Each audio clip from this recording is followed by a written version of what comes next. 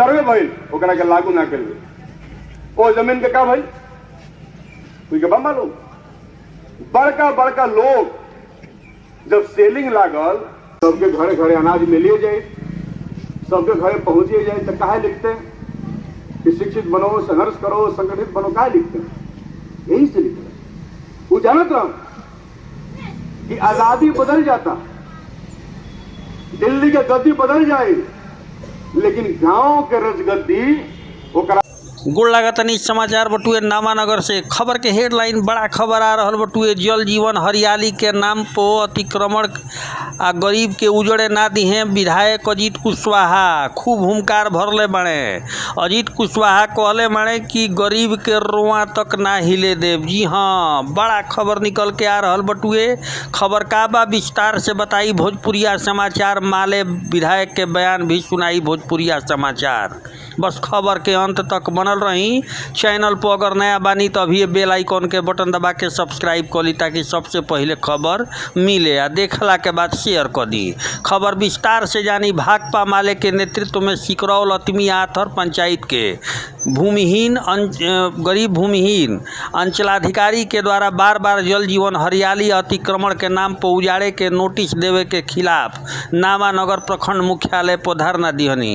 ये धरना के अध्यक्षता माले के प्रखंड सचिव हरेंद्र राम कोइनी, जबकि संचालन किसान नेता अपूर्व मुखिया रामदेव सिंह कोइनी। बिना कहनी कि बिना वैकल्पिक व्यवस्था कोइले कोनो भी गरीब के उजड़े ना दिहल जाई, लेकिन एकरा खातिर जनता के जागरूकता भी जरूरी बटुए। जनता के लगातार अपन हक अधिकार खातिर संघर्ष करत रहे के होई। हम हमार पार्टी जनता के हर जायज मांग के साथ, जनता के आंदोलन के साथ आगे वाला भूमिका में रही। अगर जनता संघर्ष करल छोड़ दी तो नेता जनता दोनों ही बेपरवाह आवारा हो जाई हन। जी हाँ, संबोधित करत यहाँ के कहनी माले विधायक कि केंद्र के मोदी सरकार पूरी तरह से गरीब और मजदूर विरोधी हो गई बिया। जब देश में बेरोजगारी समस्या चरम पर बा, तब कंपनी और उद्योगपति के अपना मन मुताबिक छटनी करे के अधिकार बर्बाद करे पर आमाद बिया। मजदूर के रोजगार और सामाजिक सुरक्षा दोनों खत्म हो गई बा।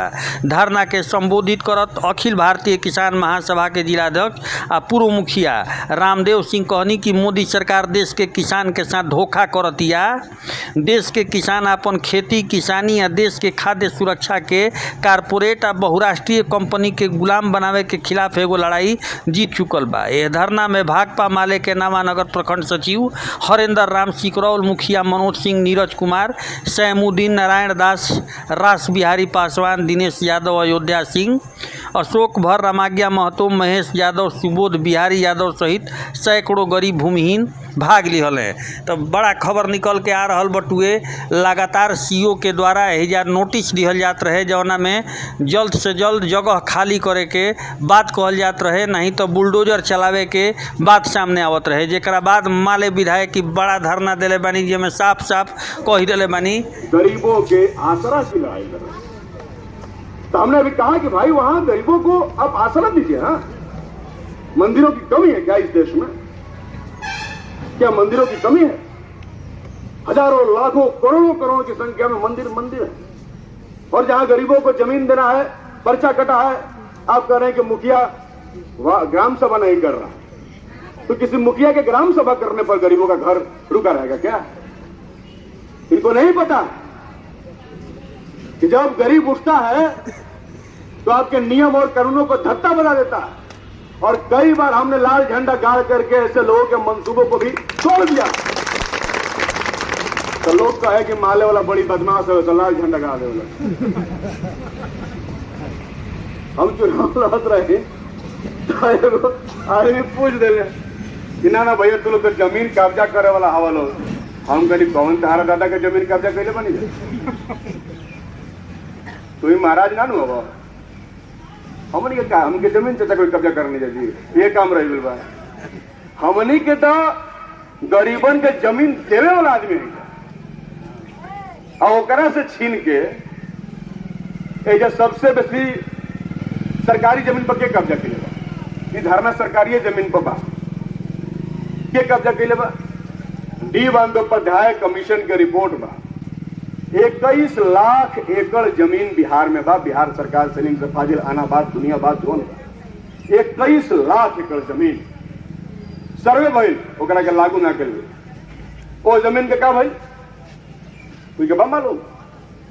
बड़का बड़का लोग जब सेलिंग लागल तो आदमी राते राते अपना खेत में कई एकड़ में बगीचा लगा दिया, रातों रात 10-10 फीट के पेड़ किन के आई।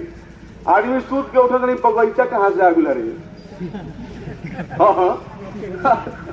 आदमी जब सूत के उठले कहले पेड़ कैसे लागू 10 फीट के, तब मतलब नियम लागल बा कि 15 एकड़ से बेसी जमीन अब ना रही कोई के यहाँ, तो 15 एकड़ से बेसी में बगीचा बाग बगीचा लगा दो, पोखरा खुनवा दो, ताकि चल जी ना नहीं बगीचा के जमीन है।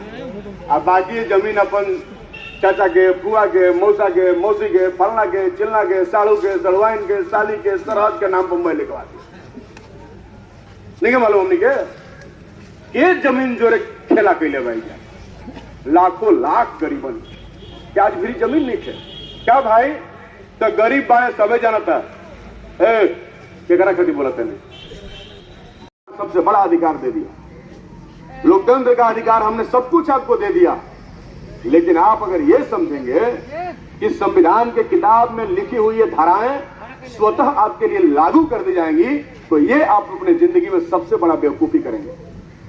अगर आप चाहते हैं कि संविधान में जितने अधिकार लिखे हुए हैं वो आपको मिले, तो आपको उसके लिए रोज बरोज सड़कों पर संघर्ष करना पड़ेगा। संघर्ष के अलावा कोई यहां पर विकल्प नहीं। और इसीलिए उन्होंने कहा कि शिक्षित बनो, संगठित हो और संघर्ष करो। नहीं तो क्यों लिखते? संविधान लिखाइए भी रहे, सबके घरे घरे अनाज मिलिए जाए, सबके घरे पहुंचिए जाए, तो काहे लिखते हैं कि शिक्षित बनो, संघर्ष करो, संगठित बनो? काहे लिखते हैं? यही से लिखते हैं। वो जानत रहा कि आजादी बदल जाता, दिल्ली के गद्दी बदल जाए, लेकिन गांव के रजगद्दी ओकरा बाद भी वही लग के हाथ में रही जेकर बाप दादा गरीबों पर बरसों बरसों से जुलूम अत्याचार के लिए। हमनी की लड़ाई, भाकपा माले की लड़ाई, वह गांव के रजगद्दी छीने की लड़ाई है। दिल्ली के रजगद्दी तो छिनाइए गए, कांग्रेस के मिल गई, अंग्रेज चल गए, सरकार बन गई, लेकिन गांव के रजगद्दी अभी वही लोग भी रहे।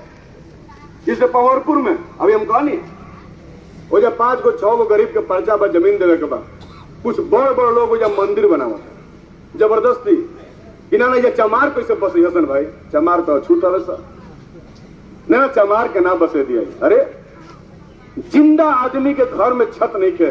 हम ये बात कहे नहीं तो कुछ लोग कहे कि इनका धर्म से ना मतलब, हम कहते नहीं कि हमारे से धर्म से कौन होने का मतलब ना। धर्म माने क्या होला? धर्म का मतलब ही होला नो कि गरीब क्या सर पे छत हो गए हैं, इन धर्म है जी। ये धर्म है कि गरीब के छत उजाड़ दिया। अब बड़का तो धार्मिक मिल बड़ा, रोज सवेरे सांझ उठ के आरती दिखावा तरह ने गर्दन काटा तरह, वो धर्म है जी। हम लोग गरीबों के आसरा की लड़ाई कर रहे हैं। तो हमने अभी कहा कि भाई वहां गरीबों को आप आसरा दीजिए। हाँ, मंदिरों की कमी है क्या इस देश में? क्या मंदिरों की कमी है? हजारों लाखों करोड़ों करोड़ की संख्या में मंदिर है, और जहां गरीबों को जमीन देना है, पर्चा कटा है, आप कह रहे हैं कि मुखिया ग्राम सभा नहीं कर रहा। तो किसी मुखिया के ग्राम सभा करने पर गरीबों का घर रुका रहेगा क्या? इनको नहीं पता